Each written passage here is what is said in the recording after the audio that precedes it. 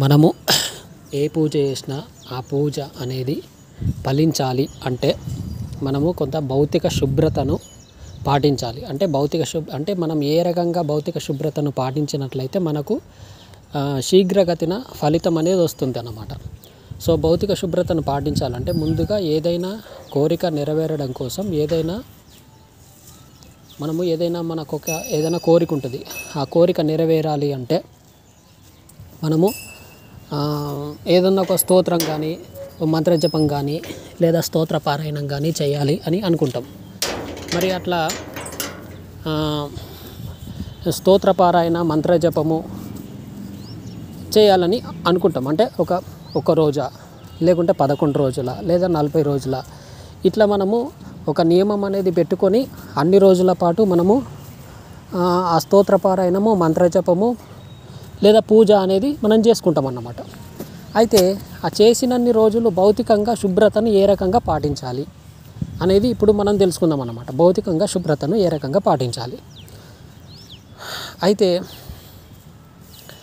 మనము ఇప్పుడు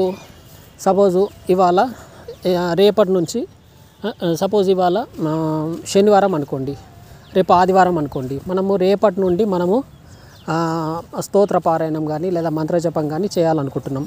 ఒక్కరోజు చేయాలనుకుంటున్నాం, రేపు ఒక్కరోజు, లేదా ఒక 11 రోజుల పాటు, ఒక 40 రోజుల పాటు మనము చేయాలని అనుకుంటున్నాం. మరి చేయాలనుకున్నప్పుడు ఎట్లా పాటించాలి అంటే ముందుగానే, అంటే శనివారం రోజే,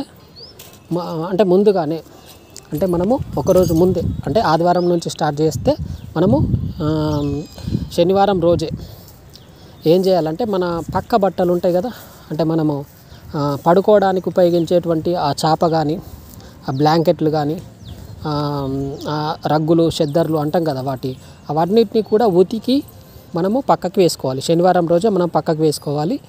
లేదా మనము ఆదివారం రోజు మనం స్నానం చేయడానికంటే ముందే వాటిని ఉతికి పక్కకు వేసుకున్నా సరే. ఎందుకంటే శనివారం రోజు మళ్ళీ నైట్ పడుకుంటప్పుడు అవి వేసుకొని పడుకుంటాం కదా. అంటే మీకు ఇంకా డబుల్ అట్లా బ్లాంకెట్లు కానీ, రగ్గులు కానీ, చాప కానీ అవి ఉంటే మీరు శనివారం రోజే వాటిని ఉతికి పక్కకు ఆరవేసుకోండి.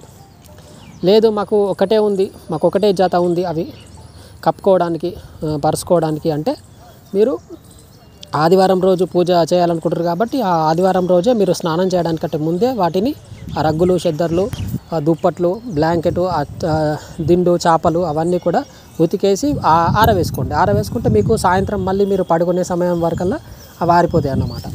సో అది ఫస్ట్ చేయాల్సిన పని అది.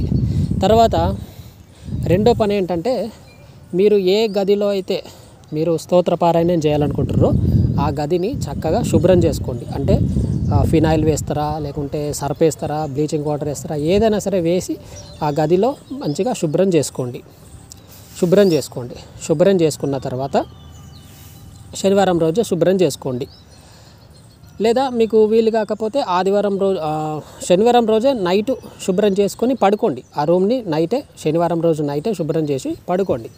శుభ్రం చేసుకుంటే మీకు ఆదివారం రోజు కల్లా మీకు ఆ రూమ్ అనేది నీట్గా ఆరిపోతుంది. మీకు జపం చేసుకోవడానికి అనువుగా ఉంటుందన్నమాట. తర్వాత ఇంకా మూడో విషయం ఏంటంటే బట్టలు అన్నమాట.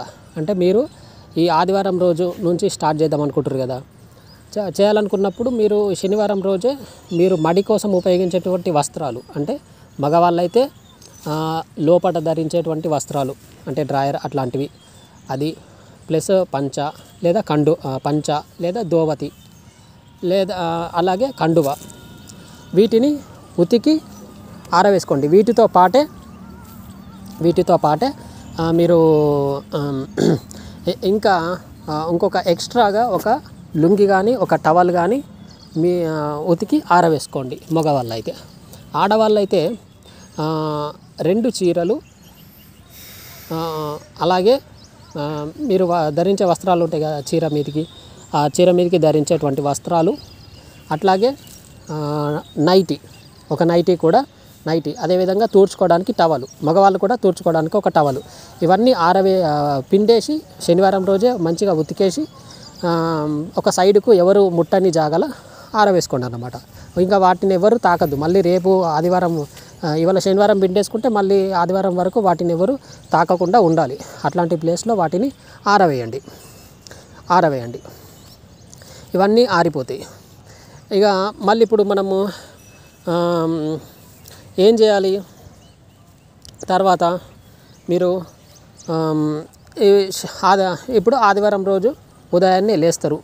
ఆదివారం రోజు ఉదయాన్నే లేచి చక్కగా తల స్నానం చేయండి. ఖచ్చితంగా ఆడవాళ్ళైనా సరే మగవాళ్ళైనా సరే ఫస్ట్ రోజు కాబట్టి ఫస్ట్ స్టార్ట్ చేస్తారు కాబట్టి ఆదివారం నుంచి ఒక 11 రోజుల పాటు, లేకుంటే ఆదివారం అంటే నేను మీకు ఎగ్జాంపుల్ కోసం ఆదివారం అని చెప్పాను, ఏ రోజైతే ఆ రోజు అట్లా ఇక స్టార్ట్ చేస్తారు కాబట్టి మీరు చక్కగా ఆదివారం రోజు ఉదయాన్నే లేచి మంచిగా పండ్లు తోముకొని మొహం కడుక్కొని తర్వాత తల స్నానం చేయండి. ఆడవాళ్ళైనా సరే మగవాళ్ళైనా సరే, ఎందుకంటే ఫస్ట్ రోజు కాబట్టి చక్కగా షాంపూ పెట్టుకొని సబ్బులు పెట్టుకొని చక్కగా స్నానం చేయండి. స్నానం చేసిన తర్వాత అంటే స్నానం చేసేటప్పుడే మీరు ఒక ఉతికినటువంటి అంటే మీ ఇంట్లో ఇంకా వేరే ఉతికిన ఆడవాళ్ళైతే చీర, మగవాళ్ళైతే ఒక టవల్ లాంటిది తీసుకొని బాత్రూంలోకి వెళ్ళి స్నానం చేయండి.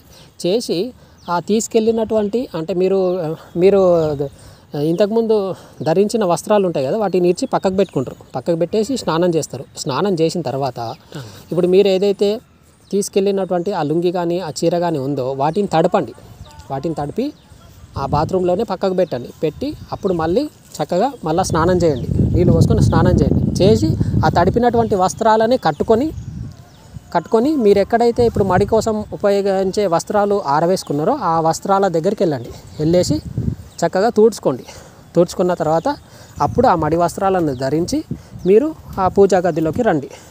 వచ్చిన తర్వాత ఇక మళ్ళీ మీరు పూజ కానీ మీ స్తోత్రపారాయణ కానీ మంత్రజపం కానీ కంప్లీట్ అయ్యేంత వరకు మళ్ళీ ఎవరిని తాకరాదు. ఆ రోజు మొత్తం ఎవరిని తాకరాదు. అంటే మీరు కంప్లీట్ అయ్యి మళ్ళీ బయటకు వచ్చేంత వరకు ఎవరిని తాకద్దు. మీ ఇంట్లో ఉన్న ఇంకా ఇతర వస్త్రాలను కానీ అవి ఉతికిన వస్త్రాలైనా సరే వేటిని కూడా మీరు తాకరాదు. అవి ఉతికిన వస్త్రాలైనా సరే మీరు వాటిని తాకరాదు. ఓకేనా? మీరు అవన్నీ పూజ కోసం పిడుకున్న వస్త్రాలన్నీ తీసుకొని వచ్చి పూజ గదిలో పెట్టుకున్నారు. చక్కగా వస్త్రాలను ధరించారు. మీరు పూజ కానీ స్తోత్రపారాయణ కానీ మంత్రజపం కానీ స్టార్ట్ చేస్తూ ఉన్నారు. ఆ చేసి కంప్లీట్ అయ్యేంత వరకు ఆ రోజు కంప్లీట్ అయ్యేంత వరకు మీరు ఎవరిని ఆ రోజు అంతా కూడా ఎవరిని తాకరాదు. భౌతికంగా ఎవరిని తాకరాదు. ఆ ఉతికిన వస్త్రాలైనా సరే ఇంకా వేరే ఇతర ఇంట్లో ఉండే వస్త్రాలను కూడా తాకరాదు బయటకు వచ్చేంత వరకు. మీ స్తోత్రపారాయణము పూజ కంప్లీట్ అయ్యి బయటకు వచ్చేంత వరకు కూడా. ఓకేనా? అయితే ఇక్కడ కొన్నిసార్లు ఏమవుతుందంటే మనము ఆ రోజంతా కూడా ఒక్కోసారి 2 గంటలు 3 గంటల పాటు 4 గంటల పాటు ఇట్లా మనము స్తోత్రపారాయణ కానీ మంత్రజపం కానీ చేయాలనుకున్నప్పుడు మనకు మధ్యలో మల విసర్జన కానీ మూత్ర విసర్జన కానీ వచ్చినప్పుడు ఏం చేయాలి అంటే ఈ మడి వస్త్రాల మీద మీరు కట్టుకున్న ఈ పంచ కండువ లేదా ఆడవాళ్ళు అయితే ధరించిన చీర మీద అట్లనే మీరు వెళ్ళి మల విసర్జన కానీ మూత్ర విసర్జన కానీ చెయ్యరాదు. ఏం చేయాలంటే మీరు మల విసర్జన చేస్తే కనుక అంటే లాట్రిన్ వెళ్తే కనుక ఖచ్చితంగా మళ్ళీ తల స్నానం చేయాలి. ఆడవాళ్ళైనా మగవాళ్ళైనా. ఇక తల స్నానం అంటే ఆడవాళ్ళకు తల స్నానం అవసరం లేదు. మామూలు ఎందుకంటే ఇంతకుముందు ఆల్రెడీ ప్రొద్దునే స్నానం చేశారు కాబట్టి తల స్నానం అవసరం లేదు. మామూలు స్నానం చేస్తే సరిపోతుంది. మగవాళ్ళు అయితే ఖచ్చితంగా తల స్నానం చేయాలి మల విసర్జన చేస్తే. అదే ఓన్లీ మూత్ర విసర్జన అంటే టాయిలెట్కు మాత్రమే వెళ్తే కాళ్ళు చేతులు కడుక్కొని రావాలి. అయితే ఎట్లా వెళ్ళాలి? ఈ పూజ కోసం ధరించిన ఈ వస్త్రాల మీద కాకుండా వాటిని ఆ పూజ గదిలోనే విడిచి మీరు ఆల్రెడీ ఎక్స్ట్రాగా మీరు మగవాళ్ళు అయితే ఒక లుంగి కానీ టవల్ కానీ పిండుకున్నారు. ఆడవాళ్ళు అయితే ఎక్స్ట్రాగా ఒక చీర కానీ నైటీ కానీ పిండుకున్నారు. ఆ చీర కానీ నైటీ కానీ ధరించి మగవాళ్ళు అయితే సపరేట్గా పిండుకున్నటువంటి టవల్ని ధరించి ఈ మడి వస్త్రాలను అక్కడే పూజ గదిలోనే వదిలిపెట్టి వేరే టవలు, మగవాళ్ళు అయితే వేరే టవలు, ఆడవాళ్ళు అయితే చీర కానీ నైటీ కానీ ధరించి అప్పుడు బాత్రూంలోకి వెళ్ళి ఈ వస్త్రాలను ఏవైతే ధరించిన వస్త్రాలు ఉన్నాయో వాటి మీదనే మళ్ళీ మల విసర్జన కానీ మూత్ర విసర్జన చేయొద్దు. వాటిని విడిచి ఆ బాత్రూంలోనే ఒక సైడ్కి పెట్టుకొని అప్పుడు మీరు టాయిలెట్కి వెళ్ళండి, అంటే మూత్ర విసర్జనకి వెళ్ళిన తర్వాత అప్పుడు మీరు కాళ్ళు చేతులు కడుక్కొని మళ్ళీ ఆ బాత్రూంలోనే పక్కకు పెట్టుకున్నటువంటి వస్త్రాలను ధరించి మళ్ళీ పూజా గదిలోకి రండి. వచ్చిన తర్వాత అప్పుడు అంటే బాత్రూంలోనే మీరు కాళ్ళు చేతులు నోరు కడుక్కొని రండి. వచ్చిన తర్వాత అంటే ఇక్కడ మీరు మూత్ర విసర్జన చేసినటువంటి భాగాల్ని కూడా కడుక్కోవాలి ఇక్కడ. ఎందుకంటే మూత్ర విసర్జన చేశారు కాబట్టి అక్కడ కూడా కొన్ని నీళ్లు చల్లుకొని వాటిని కూడా శుభ్రం చేసుకోండి. శుభ్రం చేసుకొని కాళ్ళు చేతులు నోరు కడుక్కొని అప్పుడు మళ్ళీ ఆ వస్త్రాలను ధరించి పూజ గదిలోకి వచ్చి పూజ గదిలో మళ్ళీ ఆచమనం చేసిన తర్వాత అప్పుడు మళ్ళీ మీ స్తోత్రపారాయణ కానీ మంత్రజపం కానీ మళ్ళీ స్టార్ట్ చేయండి. ఇది మూత్ర విసర్జనకి వెళ్తే. ఇక మల విసర్జనకి వెళ్తే మాత్రము మీరు ఆ మడి వస్త్రాలను పూజ గదిలోనే విడిచిపెట్టి సపరేట్గా పిండుకున్న బట్టలు ఏవైతే ఉన్నాయో టవల్ కానీ ఆ చీర కానీ నైటీ కానీ వాటిని ధరించి బాత్రూంలోకి వెళ్ళి ఆ వస్త్రాలను విప్పి ఒక సైడ్కి పెట్టుకోండి అక్కడనే బాత్రూంలో. మళ్ళీ ఆ బాత్రూంలో ఉన్నటువంటి ఇతర విడిచిన వస్త్రాలకు తాకకుండా సపరేట్గా పక్కకు పెట్టుకొని అప్పుడు మీరు మల విసర్జన చేసిన తర్వాత మళ్ళీ స్నానం చేయండి.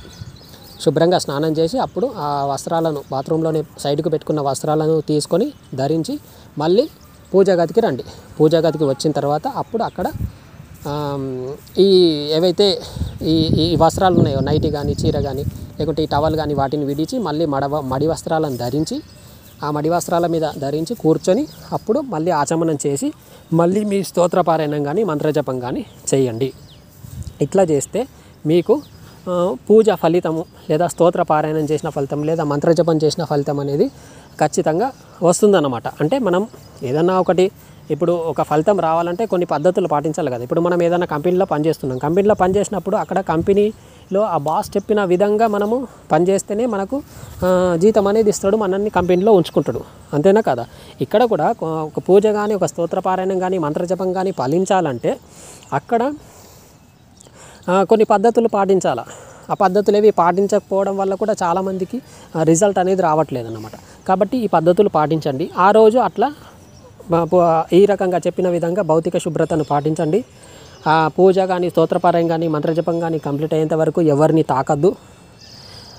ఇంకా ఇతర ఏ వస్త్రాలను ఇంట్లో ఉన్న ఏ వస్త్రాలను తాకకూడదు. అట్లా చేసుకొని కంప్లీట్ అయ్యి బయటకు వచ్చిన తర్వాత ఒక గంట కానీ అరగంట సేపు కానీ కూర్చున్న తర్వాత మళ్ళీ రేపటి పూజ కోసం, రేపటి స్తోత్రపారాయణం, రేపటి మంత్రజపం కోసం మళ్ళీ మీరు మడి వస్త్రాలు ఏవైతే ఇప్పుడు ఆల్రెడీ మీరు ధరించిన వస్త్రాలనే మళ్ళీ వాటిని పిండుకొని మళ్ళీ ఆరవేసుకొని మళ్ళీ రేపటి పూజ కోసం ఇలా చేసిన విధంగానే మీరు ధరించి పూజ చేసుకోండి.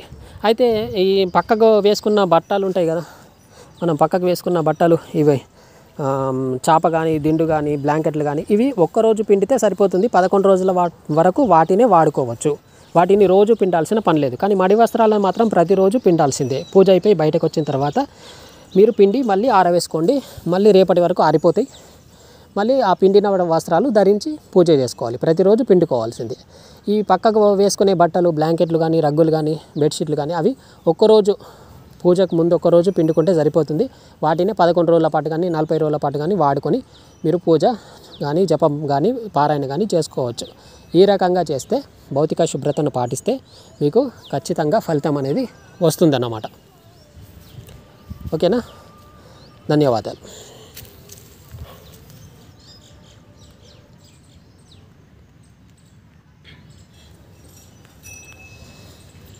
మనము ఏ పూజ చేసినా ఆ పూజ అనేది ఫలించాలి అంటే మనము కొంత భౌతిక శుభ్రతను పాటించాలి. అంటే మనం ఏ రకంగా భౌతిక శుభ్రతను